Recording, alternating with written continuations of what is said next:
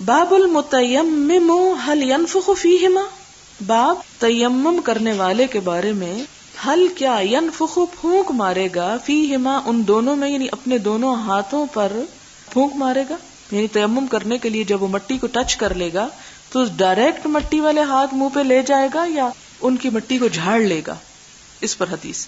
حدثنا آدم قال حدثنا شعبہ قال حدثنا الحکم عن زر عن سعید بن عبد الرحمن بن ابزہ عن ابیہ قال جاء رجل الى عمر بن الخطاب فقال، ایک شخص حضرت عمر بن خطاب کے پاس آیا، کہنے لگا انی اجنبت، میں جنبی ہو گیا ہوں، فلم اصب الماء، تو مجھے پانی نہیں ملا، یعنی میں جنابت کی حالت میں اگر پانی نہ پاؤں. فقال عمار بن یاسر، تو حضرت عمار بن یاسر کہتے ہیں لعمر بن الخطاب، عمر بن خطاب سے، اما تذکر، کیا تمہیں یاد نہیں، انا کننا فی سفر، کہ ہم ایک سفر میں تھے، انا و انتا، میں اور تم.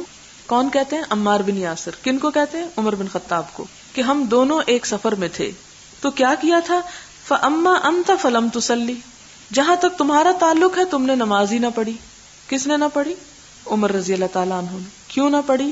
کہ ابھی تیمم کا حکم نہیں پتا تھا صحیح طور پر، اور پانی نہیں تھا تو نماز ہی نہ پڑھی. واما انا، اور جہاں تک میں، فتمعکت، تو میں لوٹ پوٹ ہوا مٹی میں، فصلیت، تو پھر میں نے نماز پڑھی. یعنی انہوں نے تیمم کا مطلب کیا سمجھا کہ مٹی میں اس طرح لیٹے جیسے آپ نے کبھی کسی جانور کو لیٹتے ہوئے دیکھا ہوگا، تو سارے جسم پہ مٹی مل لی.